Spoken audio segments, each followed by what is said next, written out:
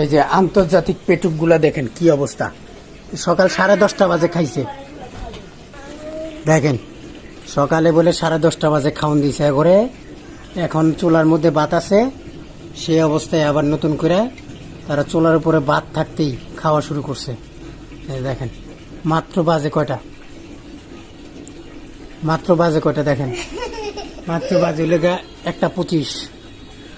10:30টার সময় খাইছে, আবার 11:30টার সময় বলে টুকটাক নাস্তা করছে। দেখছেন কি একটা অবস্থা। অথচ এরা বাড়িতে থাকতে, নিজের বাড়িতে থাকতে এক ফোঁটা খানা খায় নাই, আর এখন 3 জনে মিললে যুক্তি করে খাওয়া শুরু করছে। সবাই দোয়া করবেন এইভাবে যেন আজীবন খাইয়া যাইতে পারে, ঠিক আছে? কারণ বাচ্চা কাচ্চা না খাইলে মন মেজাজ ভালো থাকে না। আলহামদুলিল্লাহ ওরা খাইতেছে, ভালো লাগতেছে, তবে বিরক্ত করে বেশি। দোয়া করবেন যাতে বিরক্তটা কমে যায়।